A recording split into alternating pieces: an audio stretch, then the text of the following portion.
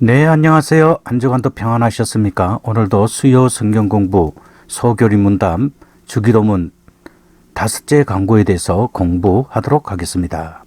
우리가 우리에게 죄 지은 자를 사하여 준 것 같이 우리 죄를 사하여 주옵시고. 무슨 뜻입니까? 우리는 이 교대에서 하늘에 계신 우리 아버지께서 우리의 죄를 자세히 살피시지 않으시기를, 혹은 그 죄들로 인해 우리의 기도를 거부하지 않으시기를 간청합니다. 우리는 기도하는 것을 응답받을 자격도 없지만 하나님께서 은혜로 그 모든 것들을 우리에게 주시길 기도합니다. 매일 많은 죄를 짓고 벌 받는 것 외에는 아무것도 받을 수 없다는 것을 알기 때문입니다. 그래서 우리 또한 우리에게 죄를 지은 사람들을 진심으로 용서하고 기꺼이 선하게 대해 주는 것입니다. 중심 생각, 사람들이 서로 용서하지 않으면 오랫동안 평화롭게 지낼 수 없습니다. 용서하거나 용서받지 못한다면 우리에게 얼마나 짐이 됩니까?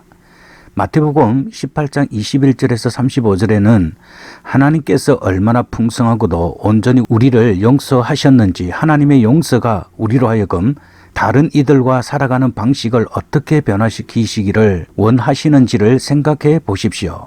21절에서 22절, 그때에 베드로가 나와 가로되 주여, 형제가 내게 죄를 범하면 몇 번이나 용서하여 주리이까? 7번까지 하오리까? 예수께서 가라사대 내게 이르노니 7번뿐만 아니라 70번씩 7번이라도 할지니라. 진정한 용서란 죄를 지은 그 사람을 회복하려는 노력이 포함됩니다. 형제가 우리에게 무슨 잘못을 범한 후 그것을 사과하면 우리는 그를 용서해야 합니다. 만일 형제가 내게 잘못을 범하고도 그 잘못을 인정하며 사과하지 않는다면 용서라는 말도 무의미할 것입니다.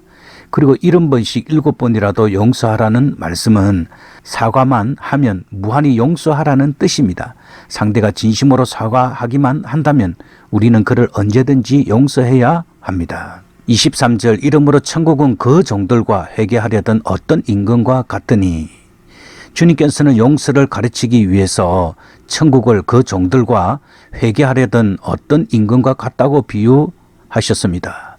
24절에서 27절, 회개할 때에 1만 달란트 빚진 자 하나를 데려오매 갚을 것이 없는지라 주인이 명하여 그 몸과 처와 자식들과 모든 소유를 다 팔아 갖게 하라 한데, 그 종이 엎드려 절하며 가로되 내게 참으소서 다 갚으리이다 하거늘 그 종의 주인이 불쌍히 여겨 놓아 보내며 그 빚을 탕감하여 주었더니. 한 데나리온은 노동자의 하루 품삯입니다. 그것을 오늘날 품삯으로 10만 원으로 계산하면 한 달란트는 약 6억입니다. 그리고 1만 달란트는 약 6조 원이 됩니다. 그 종이 어떻게 그렇게 많은 빚을 졌는지 모르나 그 빚은 한 개인이 갚기에는 불가능한 액수입니다. 주인은 그 몸과 아내와 자식들과 모든 소유를 다 팔아 갖게 하라고 명하였습니다. 그 종은 엎드려 절하며 내게 참으소서 다 갚으리라고 말했지만 빚을 갚을 가능성은 없습니다. 주님의 비유는 하나님의 백성된 우리 모두의 과거의 영적 처지를 말하고 있습니다. 성도들이 구원받기 전에 죄의 빚은 스스로 갚기에 불가능한 양이었습니다. 그 죄 때문에 우리는 지옥 형벌을 받아 마땅하였습니다. 우리가 천국에 들어간다는 것은 불가능했습니다. 죄값은 지옥 형벌이었습니다. 주인은 그 종을 불쌍히 여겨 놓아 보내며 그 빚을 탕감해 주었습니다. 이것이 하나님께서 죄인인 우리 모두에게 주시는 구원입니다. 구원은 우리의 행위로 얻었거나 행위로 이루는 것이 아니고 오직 하나님의 긍휼과 은혜로 주신 선물입니다. 그가 우리를 불쌍히 여기셨으므로 우리를 구원하셨습니다. 구원의 원인은 하나님의 긍휼에 있습니다. 하나님께서 영원한 지옥 형벌을 받아 마땅한 우리를 불쌍히 여기셔서 용서해 주셨습니다. 이것이 하나님의 은혜의 복음이며 은혜의 구원입니다. 28절에서 30절, 그 종이 나가서 제게 100데나리온 빚진 동관 하나를 만나 붙들어 목을 잡고 가로되 빚을 갚으라 하매, 그 동관이 엎드려 간구하여 가로되 나를 참아 주셔서 갚으리이다 하되 허락하지 아니하고 이에 가서 저가 빚을 갚도록 옥에 가두거늘. 그 종은 나가서 그에게 100데나리온 빚진 동료 하나를 만났습니다. 100데나리온은 노동자의 100일의 품삯에 해당합니다. 그것은 물론 적은 금액은 아닙니다. 그러나 그것은 1만 달란트에 비하면 아무것도 아니었습니다. 그러나 그 종은 그 동료를 붙들어 목을 잡고 빚을 갚으라고 말했습니다. 그 동료가 나를 참아 주소서 갚으리이다 라고 말하며 엎드려 간청하였으나 그 종은 그 동료의 청을 허락하지 않고 그가 빚을 갚도록 그를 옥에 가두었습니다. 그는 자기가 주인에게 1만 달란트 빚을 탕감받은 것을 기억하지 않았습니다. 만일 그가 그 큰 은혜를 기억하였다면 그는 100데나리온 정도의 빚은 기꺼이 탕감해 주었을 것입니다. 여기서 주님께서 말씀하시고자 하시는 바는 우리가 서로의 허물과 잘못을 용서해야 한다는 것입니다. 주님께서는 특히 우리가 서로 용서해야 할 근거를 분명하게 말씀하셨습니다. 1만 달란트의 빚은 우리들이 하나님 앞에서 범한 죄를 비유하며 100데나리온의 빚은 다른 사람들이 우리에게 범한 잘못을 비유합니다. 하나님께서 1만 달란트의 빚과 같은 우리의 죄, 곧 지옥 형벌을 받기에 합당했던 죄를 용서해 주셨으므로 우리는 우리에게 잘못을 범한 형제의 잘못을 그것이 어떤 큰 잘못이라 할지라도 용서해야 하는 것입니다. 31절에서 34절 그 동관들이 그것을 보고 심히 민망하여 주인에게 가서 그 일을 다 고하니 이에 주인이 저를 불러다가 말하되 악한 종아 내가 빌기에 내가 내 빚을 전부 탕감하여 주었거늘 내가 너를 불쌍히 여김과 같이 너도 내 동관을 불쌍히 여김이 마땅치 아니하냐 하고 주인이 노하여 그 빚을 다 갚도록 저를 옥졸들에게 붙이니라. 그 종의 동료들은 그가 용서하지 않음을 보고 심히 민망하여 주인에게 가서 그 일을 다 고하였고 주인은 노하여 그 빚을 다 갚도록 그를 옥졸들에게 붙였습니다. 그 종은 그 주인에게 긍휼을 입은 것과 같이 그 자신도 그 동료에게 긍휼을 베풀었어야 했습니다. 주인의 말은 정당한 말이었습니다. 하나님께서 우리에게 요구하시는 바도 마찬가지입니다. 하나님께서는 우리가 이 땅에서 서로 불쌍히 여기며 서로 용서하며 살기를 원하십니다. 하나님의 크신 긍휼을 입은 우리는 마땅히 서로 긍휼히 여기며 서로 용서하며 살아야 합니다. 35절 너희가 각각 중심으로 형제를 용서하지 아니하면 내 천부께서도 너희에게 이와 같이 하시리라. 주님께서는 우리가 형제를 용서하지 않으면 하늘에 계신 아버지께서도 우리를 용서하지 않으실 것이라고 경고하셨습니다. 이것은 참 두려운 경고의 말씀입니다. 하나님의 용서를 받은 우리는 용서를 해도 되고 안 해도 되는 선택사항이 아니고 반드시 해야 하는 필수사항입니다. 주님께서 기도에 대해 가르칠 때도 우리가 우리에게 죄 지은 자를 사하여 준 것 같이 우리 죄를 사하여 주옵소서라고 기도하라고 가르치신 후 너희가 사람의 과실을 용서치 아니하면 너희 아버지께서도 너희 과실을 용서하지 아니하시리라고 말씀하셨습니다. 사도 바울도 서로 인자하게 하며 불쌍히 여기며 서로 용서하기를 하나님이 그리스도 안에서 너희를 용서하신과 같이 하라고 교훈하였습니다. 크리스찬으로서 우리는 그리스도로 인해 용서를 받은 것과 타인을 용서하는 것의 기쁨과 평화를 알 수 있습니다. 내가 용서하지 못해서 내게 평화가 없는 그런 사람들이 있습니까? 소교리문답 깊게 읽기 1. 이 강구에서 우리는 무엇을 구합니까? 하늘에 계신 우리 아버지께서 그리스도로 인해 우리의 죄를 관대히 용서해 주시길 기도합니다. 시편 51편 1절에서 2절 하나님이여 주의 인자를 따라 내게 은혜를 베푸시며 주의 많은 긍휼을 따라 내 죄악을 지워 주소서. 나의 죄악을 맑게 씻기시며 나의 죄를 깨끗이 제하소서. 네, 시편 51편은 타이틀이 붙어 있습니다. 다윗의 시로 영장을 위한 노래. 다윗이 바세바와 동참한 후 선지자 나단의 지적을 받고 회개하며 죄사함을 간구하는 내용입니다. 다윗은 하나님의 긍휼에 근거하여 바세바와 간음한 죄의 용서를 간구하였습니다. 사람의 죄 사함은 오직 하나님의 긍휼에 근거합니다. 하나님의 공의는 진노를 일으키지만 그의 긍휼은 죄 사함을 가능하게 합니다. 다윗은 하나님께서 그의 죄악을 맑게 씻기시기를 간구했습니다. 죄는 더러운 때와 같습니다. 몸이 더러울 때 깨끗이 씻듯이 죄는 깨끗이 맑게 씻음을 받아야 합니다. 시편 130편 3절과 4절 먼저 3절 여호와여 주께서 죄악을 감찰하실진대 주여 누가 서리이까. 사람은 고난 중에 자신의 부족과 죄를 깨닫게 됩니다. 많은 경우에 고난이 우리의 부족과 죄에 대한 하나님의 징계라는 것을 대부분의 성도들은 양심적으로 압니다. 시편 119편의 저자는 고난당하기 전에는 내가 그릇 행하였더니 이제는 주의 말씀을 지키나이다. 고난 당한 것이 내게 유익이라. 이로 인하여 내가 주의 윤리를 배우게 되었나이다. 라고 고백하였습니다. 하나님께서 사람의 죄악을 감찰하시면 그의 감찰과 심판과 징계를 피할 사람은 아무도 없습니다. 4절 그러나 사유 즉 용서하심이 주께 있음은 주를 경외케 하심이니이다. 하나님께서는 공의의 하나님이시지만 또한 긍휼의 하나님이십니다. 하나님께서는 죄의 용서하심이 있고 거기에 죄인들의 피할 길이 있고 죄의 형벌로 받는 고난 중에도 구원의 소망이 있습니다. 우리가 하나님의 공의의 심판과 긍휼의 용서를 체험할 때 우리는 하나님을 더욱 경외하며 의지하며 섬기는 자가 될 것입니다. 하나님께는 인자하심과 풍성한 용서가 있고 그는 자기 백성을 그 모든 죄악에서 구속하실 것이기 때문입니다. 누가복음 18장 13절 세리는 멀리 서서 감히 눈을 들어 하늘을 쳐다보지 못하고 다만 가슴을 치며 이르되 하나님이여 불쌍히 여기소서 나는 죄인이로소이다 하였느니라. 세리는 바리새인들과 다른 예배자들로부터 멀리 서서 기도하였습니다. 다른 사람들은 세리와 가까이 어울리는 일을 즐겨하지 않았고 그를 경멸하였기 때문입니다.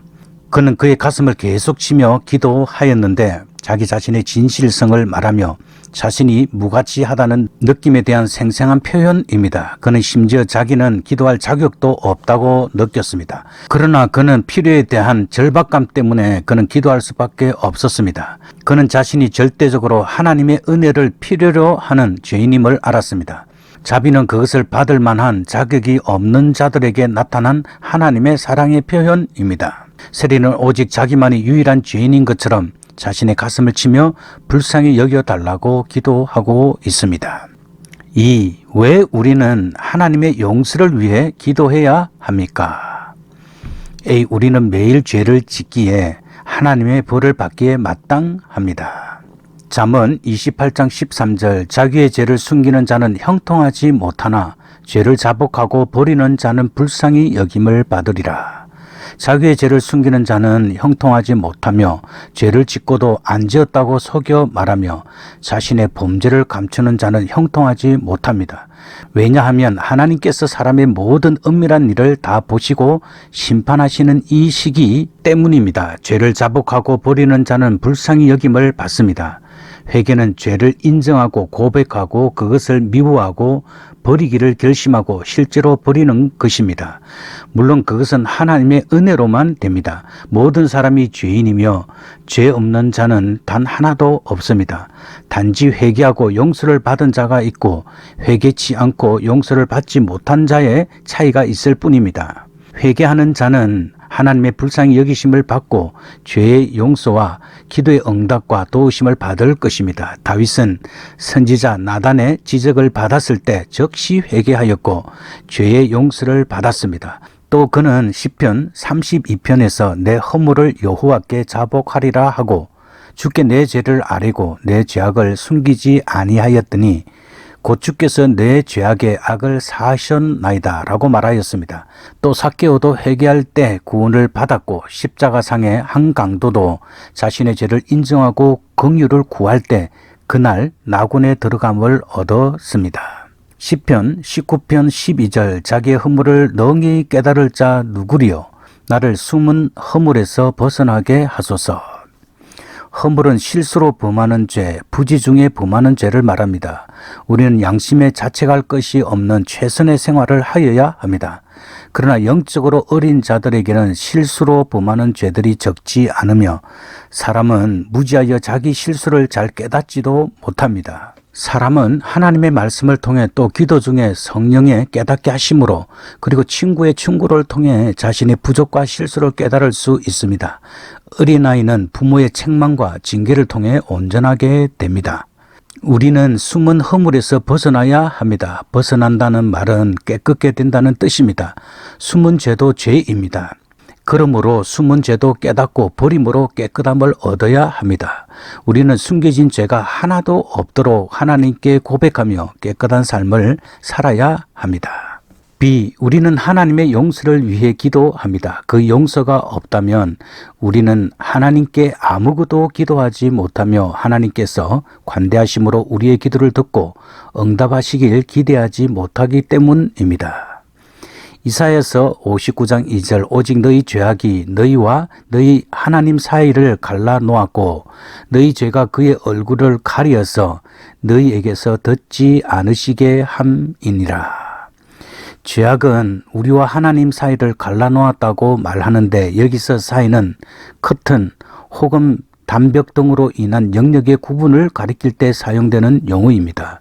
죄악들은 하나님과 인간 사이를 분리시키는 커튼이나 벽과 같은 역할을 합니다. 그 같은 상태에서는 인간이 아무리 애를 써도 하나님께 나아갈 수 없습니다. 잠언 28장 13절 자기의 죄를 숨기는 자는 형통하지 못하나 죄를 자복하고 버리는 자는 불쌍히 여김을 받으리라. 죄를 간직하고 있는 사람에게는 영적으로 형통함이 불가능합니다. 자기의 죄를 변명하는 것은 죄를 깨닫게 하는 성령의 역사를 거절하고 의롭게 살려는 믿음과 회개할 마음이 굳어지는 위험을 가져다 주는 것입니다. 또한 죄의 죄됨을 인정하는 것만으로 충분하지 않습니다. 죄인은 그의 죄를 버리고 하나님이 주시기로 약속하신 힘으로 유혹에 저항하여 이겨내어야 합니다. C. 용서는 하나님과 평화를 통해 우리에게 자유함을 줍니다. 시편 32편 1절에서 5절, 1절과 2절 허물의 사함을 받고 자신의 죄가 가려진 자는 복이 있도다. 마음에 간사함이 없고 여호와께 정죄를 당하지 아니하는 자는 복이 있도다. 다윗은 죄의 삶에 대해서 증거하고 있습니다. 허물이나 죄는 구약 성경에서 죄를 가리키는 대표적인 용어들입니다. 정죄라는 말은 죄, 죄책, 죄의 형벌이라는 뜻입니다. 허물이 사함을 얻고 죄가 가려움을 받고 정죄를 당하지 않는다는 것은 다 죄의 사함을 말합니다.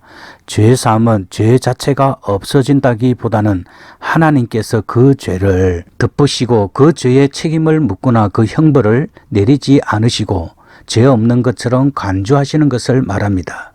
죄 사함을 받은 자는 그 마음이 깨끗해지고 그의 영혼 속에 거짓이 없게 됩니다.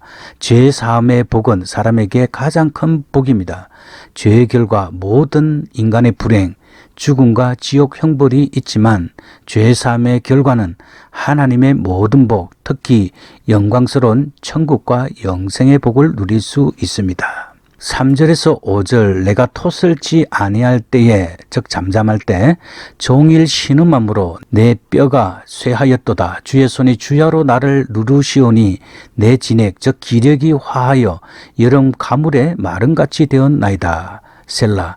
내가 이르기를 내 허물을 여호와께 자복하리라 하고 주께 내 죄를 아뢰고 죄악을 숨기지 아니하였더니 곧 주께서 내 죄의 악을 사하셨나이다. 셀라. 다윗은 자신의 죄를 고백하지 않을 때의 심적 고통을 증거하고 있습니다. 다윗은 자신의 죄를 고백하지 않았을 때의 심적 고통을 증거합니다.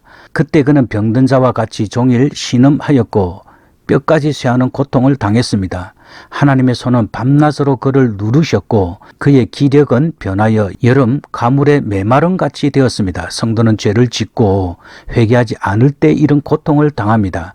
그러나 죄로 인한 우리의 마음의 고통은 우리로 하여금 진실한 회개를 하게 하는 하나님의 은혜의 손길입니다. 그러므로 다윗은 자신의 죄를 하나님께 솔직하게 고백하였습니다. 다윗은 자신의 죄를 인정하고 그 죄를 숨기지 않고 하나님께 자복하였습니다. 다윗이 죄를 고백하기 전까지 하나님께서 모든 일을 다 아시지만 그가 원하시는 것은 단지 우리가 우리의 죄를 그 앞에서 인정하고 그 죄로부터 돌이켜 떠나가는 것입니다. 하나님께서는 회개하는 다윗의 죄를 용서해 주셨습니다. 하나님께서는 우리가 우리 죄를 인정하고 고백하고 그것을 떠나기로 결심할 때 우리의 죄를 다 용서하십니다. 다윗은 하나님의 죄 용서를 통해 평안을 얻게 되었습니다. 참조, 만일 하나님께서 지속적으로 용서해 주시지 않는다면 우리는 멸망합니다.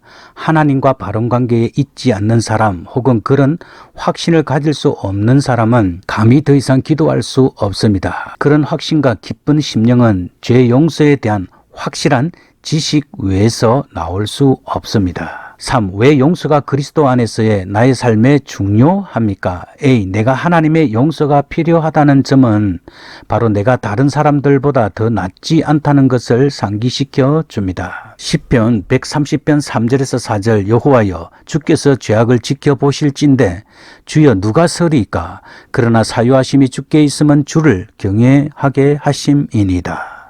하나님께서 우리의 죄를 지켜보신다면 누가 설 수 있겠습니까? 라고 고백하고 있는데 이는 부정적인 대답, 즉 아무도 설 수 없다를 기대하는 의무문입니다. 이는 또한 죄가 없는 자란 하나도 없다는 의미가 내포되어 있습니다.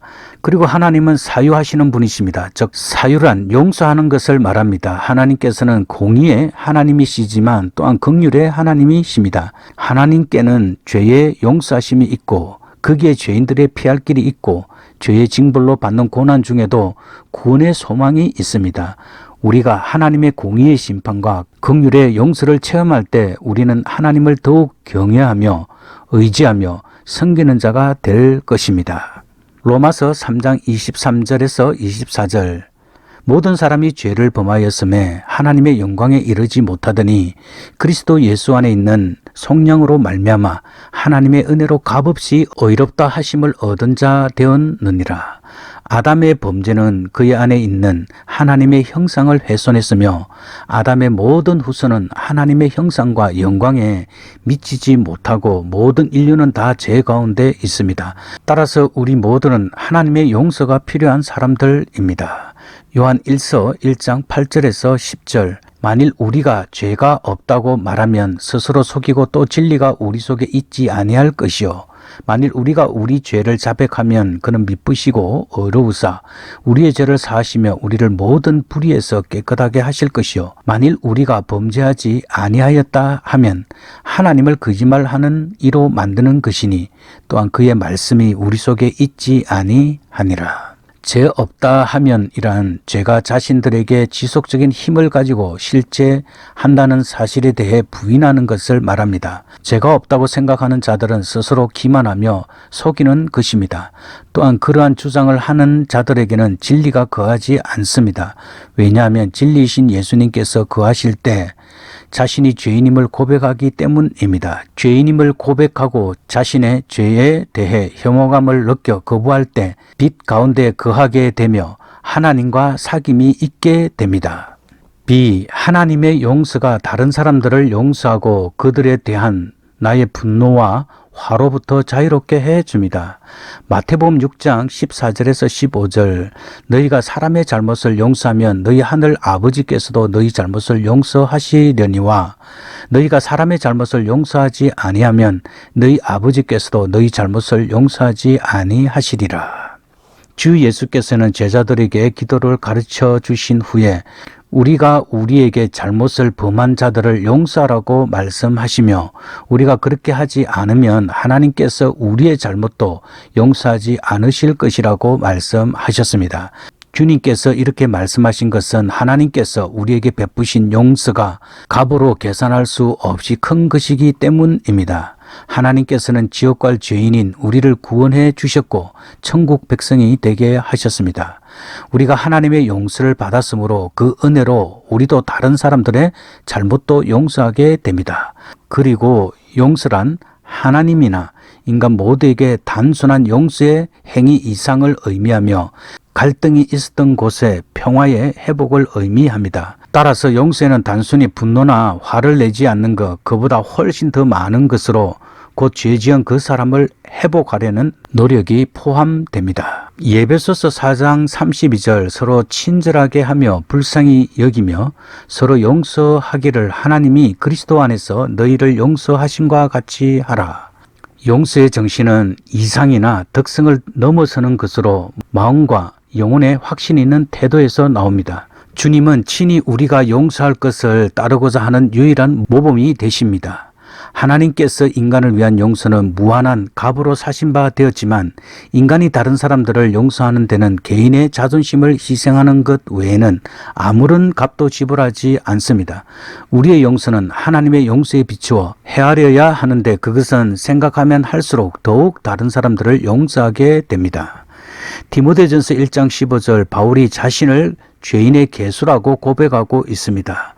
디모데전서 1장 15절 미쁘다, 이 말은 믿을만하다라는 말입니다. 모든 사람이 받을 만한 이 말이여 그리스도 예수께서 죄인을 구원하시려고 세상에 임하셨다 하였도다. 죄인 중에 내가 개수 즉 우두머리니라. 사도 바울은 그리스도 예수께서 죄인들을 구원하시려고 세상에 오셨다는 소식이 신실한 말씀이요 사람들이 전적으로 믿을 만한 말씀이라고 말합니다. 그것은 세상에 참으로 복된 소식입니다. 그리스도 예수라는 말은 예수께서 하나님의 보내신 그리스도 곧 구주이심을 의미합니다. 사도 바울은 자신을 죄인 중에 우두머리라고 고백하였습니다. 그것은 그가 예수님을 비방하였고 예수 믿는 자들을 핍박하였고 죽이는데 앞장섰기 때문입니다. 모든 죄들이 다 하나님의 진노를 일으키지만 특히 예수님과 그의 복음을 대적하는 행위는 죄 중에서도 큰 죄입니다. 하나님과 그의 구원의 복음을 대적하는 것은 매우 큰 죄악입니다. 바울은 참으로 자신을 괴수라고 고백하므로 자신을 낮추며 하나님의 은혜를 드러내고 있습니다. 특히 바울은 회심한 후 그가 죽음이 가까운 시간이 되었지만 변함없이 자신의 과거를 깊이 회개하고 있는 모습을 보여줍니다. 바울의 이러한 죄의 의식과 참회의 고백은 그의 삶을 승리로 이끌게 하였습니다. 4. 하나님께서 우리의 죄를 용서하시는 것은 우리가 다른 사람들을 용서해 주는 것에 달려 있습니까? 아닙니다. 예수님께서 우리가 우리에게 죄 지은 자를 사하여 준 것 같이 우리 죄를 사하여 주옵시고 라고 말씀하신 것은 하나님이 우리 죄를 사해 주셨기 때문에 우리는 다른 사람들의 죄를 사하여 준다는 점을 강조하는 말씀입니다. 즉 우리가 하나님께 용서함을 받은 것은 우리가 다른 사람들을 용서해 주는 것에 달려 있지 않다는 것입니다. 성경은 이것과 관련하여 두 가지 진리를 가르쳐 주고 있습니다. 첫째, 하나님께서 오직 그리스도로 인하여 이 세상 죄를 용서해 주셨습니다. 따라서 내가 다른 사람을 용서함으로써 용서를 받을 수 있는 것은 아닙니다. 둘째, 우리가 다른 이들을 용서하는 것을 강하게 거부한다면 우리는 우리와 그들을 향한 하나님의 용서를 거부하는 것입니다. 당신이 받는 용서는 당신이 용서하기 때문이 아닙니다. 하나님께서 순전한 은혜로 조건 없이 그저 용서하십니다. 왜냐하면 하나님께서 복음서의 가르침과 같이 약속하셨기 때문입니다. 연결과 적용. 5. 용서라는 것은 내가 용서하고 잊어야 한다는 것을 의미합니까? 용서는 과거의 잘못된 것에 대한 기억이 없어진다는 것을 의미하지 않습니다. 그러나 우리는 하늘에 계신 하나님께 그러한 기억들에 따른 분노와 화로부터 우리를 자유롭게 해달라고 기도해야 합니다. 우리는 하나님의 자비로운 손에 맡기고 하나님의 치유하심을 신뢰합니다. 고린도전서 13장 4절에서 5절 사랑은 오래 참고 사랑은 온유하며 시기하지 아니하며 사랑은 자랑하지 아니하며 교만하지 아니하며 무례히 행치 아니하며 자기의 유익을 굳지 아니하며 성내지 아니하며 악한 것을 생각하지 아니하며. 사도 바울은 고린도전서 13장을 통하여서 사랑에 대해서 우리에게 알려주고 있습니다. 그리고 4절과 5절에서는 사랑의 성격에 대해 말하고 있습니다. 사랑은 무엇보다도 오래 참습니다. 사랑은 일시적 감정이 아닙니다. 그리고 그것이 감정이라면 영속적인 감정입니다. 사랑은 머리로 잠시 느끼는데 그치지 않고 실제로 오래 참고 기다릴 수 있는 것입니다. 야곱은 라헬을 사랑함으로 그를 아내로 얻기 위하여 7년 동안 외삼촌 라반에게 봉사했으나 7년을 수일같이 여겼다고 창세기 29장 20절은 말합니다. 사랑은 또한 온유합니다. 상대방을 배려하고 그의 유익을 위합니다. 그러면 용서란 무엇인가? 위키피디아에는 용서에 대한 최고의 정의를 이렇게 내리고 있습니다. 용서란 피해자가 가해자에게 대한 감정이나 태도 변화를 의도적, 자발적으로 경험하는 것으로 복수심과 같은 부정적인 감정을 버리고 가해자가 잘되기를 바라는 능력이 커지는 것이라고 말하였습니다. 진정한 용서란 단순히 분노, 쓰라림, 원한을 버릴 뿐만 아니라 상처 준 이가 잘되기를 바라는 것입니다. 우리는 이런 마음으로 하나님께 용서의 기도를 드릴 수 있어야 합니다. 그리고 용서란 우리가 잊어버리는 것을 의미하지 않습니다. 용서는 하나님의 궁극적이고 완전한 심판을 신뢰하는 것입니다. 하나님은 우리의 분쟁을 어떻게 다룰지 우리보다 더 잘 알고 계십니다. 결국 하나님은 죄인과 죄적인 행동을 다루는 데 있어서 전문가이십니다. 그리고 우리는 용서할 때 매우 불안한 감정을 가질 수 있습니다. 왜냐하면 또다시 상처를 받는 것, 또 받을 것이 두렵기 때문입니다.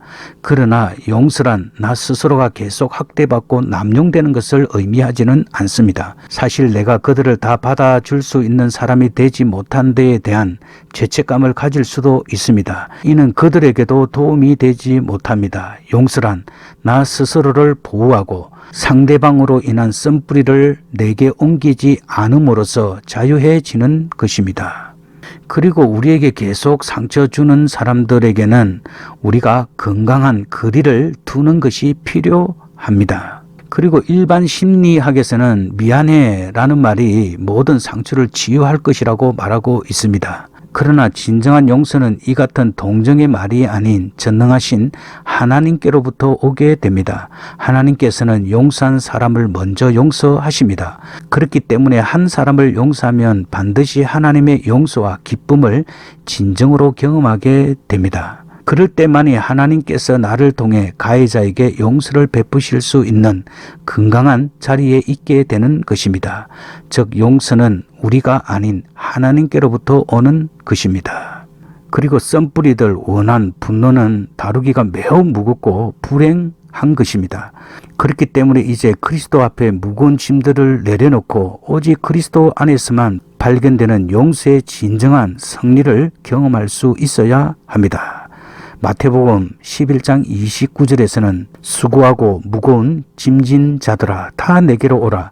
이는 내 멍에는 쉽고 내 짐은 가볍다고 말씀하고 있습니다. 네, 오늘도 성경 공부하느라 수고 많이 하셨습니다. 이제 기도하도록 하겠습니다. 지극히 자비로우신 하나님 아버지, 우리의 죄들로 인해 우리는 주님께 아무것도 구할 수 없는 자들입니다. 주님의 독생자를 위해서 죄로 인해 우리를 멸하지 마시고 다만 우리들의 죄에 대해 우리에게 자비와 용서를 구하는 울부짖음을 들어주소서. 주님의 용서하심에 따라 우리 또한 우리에게 죄지은 자들을 진심으로 용서하고 기꺼이 선하게 대하겠다고 다짐합니다. 주 예수 그리스도 이름으로 기도합니다. 아멘. 오늘도 성경 공부하느라 수고 많이 하셨습니다. 평안한 오후 시간 되십시오. 다음 주에 또 뵙겠습니다. 샬롬.